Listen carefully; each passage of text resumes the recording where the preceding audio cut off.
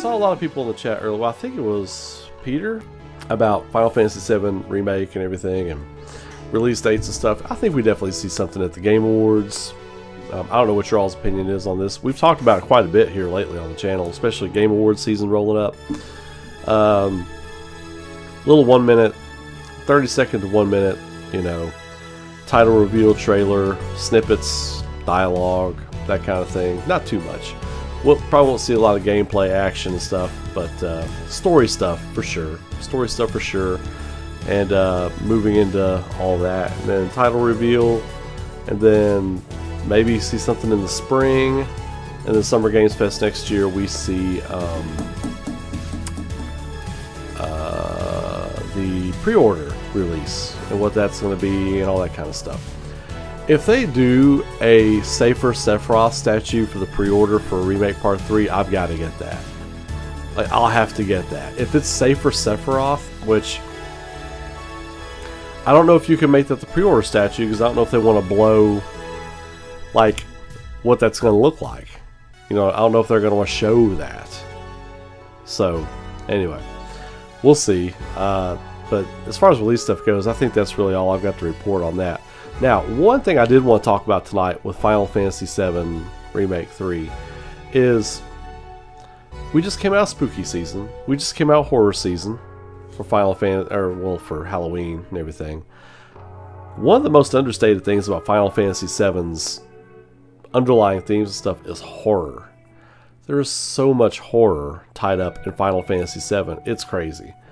Like, I would say one of the #1 themes of Final Fantasy VII is horror.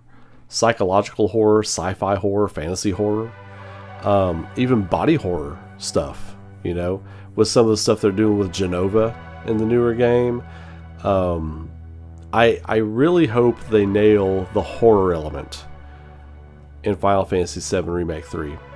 And not just with Genova, and they're already kind of laying the groundwork for it with Hojo. Like, I was a little disappointed that we didn't get even more Hojo in Rebirth. Like, they were shoehorning in stuff for different characters.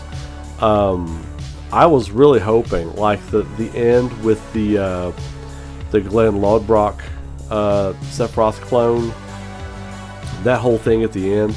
I was hoping we get a little Hojo action there, because Hojo, for me, is really, well, I mean, there is no for me. He is the catalyst for all of the stuff in Final Fantasy VII. He is the chief shit starter in Final Fantasy VII. If it wasn't for Hojo's meddling and him pushing the envelope and all this other kind of stuff, these problems wouldn't continue to escalate.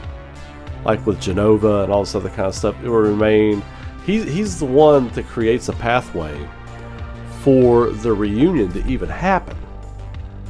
And Hojo's meddling in the world of Final Fantasy VII, I want to see that dived into a lot more, because he gets his comeuppance in the third part of the game.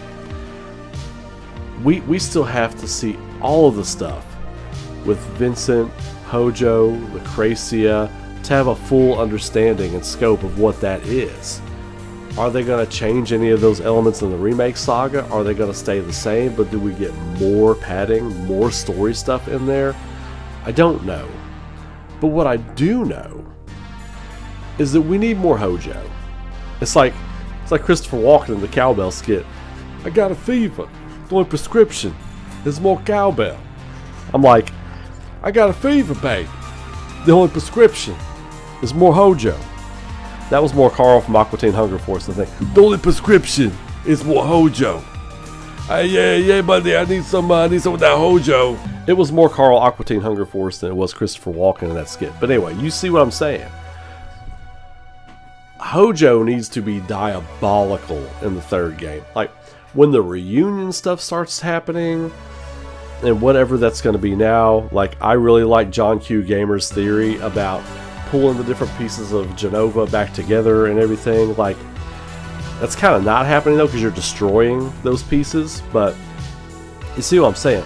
Like, when the union of these different pocket dimensions or worlds or realities or whatever you want to call it that's happening within the live stream, whenever these things start coming back together and the reunion starts happening, you need to see full on, Like, just crazy, batshit crazy Hojo on top of the tower, lab coat swirling, hair blowing. You need to see full on Dr. Frankenstein Hojo.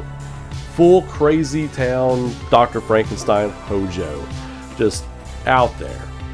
Like, he's like, I'm not a Shinra dude, I'm a Hojo dude. Like, Shinra is just a catapult for Hojo. It's just a stepping stone. It's just a means to an end. He doesn't give a damn about Shinra. He doesn't give a damn about Shinra's company goals and marching in line. They give him the means to conduct his research. His research is king, and Jenova is his queen. And I think there is no doubt in my mind that Hojo will be a massive piece of what Final Fantasy VII Remake Part 3 is going to be. Redemption. I think it's going to be called Redemption. Anyway, might be wrong, might be right. I don't know. We're all right until we're not, right?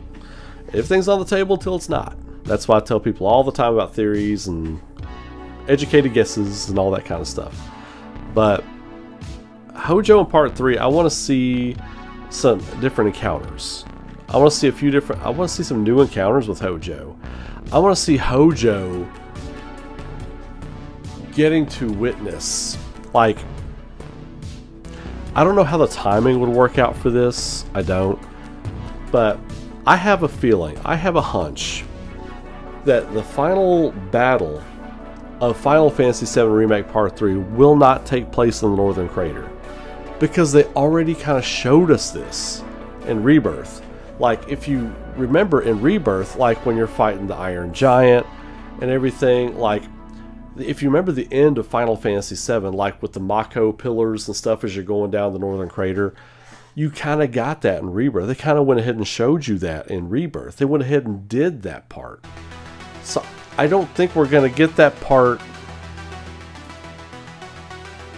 Hang on.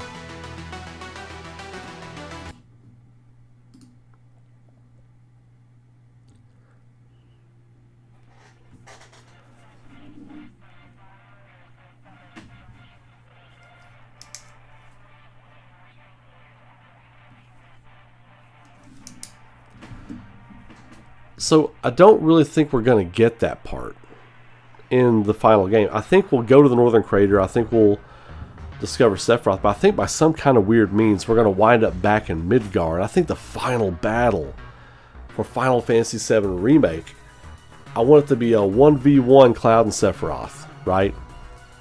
Sephiroth, safer Sephiroth, kind of over Midgar. Or maybe it's not even safer Sephiroth. Maybe it's just regular Sephiroth after the party has defeated safer Sephiroth. And then you are over Midgar, Cloud and Sephiroth hovering over Midgar with the flame tornadoes and meteor coming down in the sky and people being sucked up and incinerated in the flame tornadoes, buildings falling down, like, and Cloud and Sephiroth going ham on each other with just those chosen by the planet. Well, maybe a little guitar in there, playing at a higher tempo, going at each other. That's how I want to see this end. And I want to see Hojo looking up and seeing all this stuff before he dies. Like, as he's dying, like on the console of his machine where Vincent leaves him for dead. Like, Hojo, before he dies, gets to see all of this stuff that his science has wrought, that has brought about. He gets to see the fruits of his labors, and then he dies before Cloud and everybody eventually stop what's happening. That is how I want to see Hojo go out. Now, I want it to still be the same boss battle, like Vincent taking the lead. Maybe it's Vincent one-on-one with Hojo. Maybe they could do that, but I think it's going to be like a more epic kind of battle. So we'll see. I mean, I don't know. I've been thinking a lot about Hojo lately, and I want to see some epic characterization put into him. I really do. I don't want them to skimp on Hojo just to get to the other parts. I want to see Hojo really, really well defined as the main catalyst for all these problems. And I think we could get it.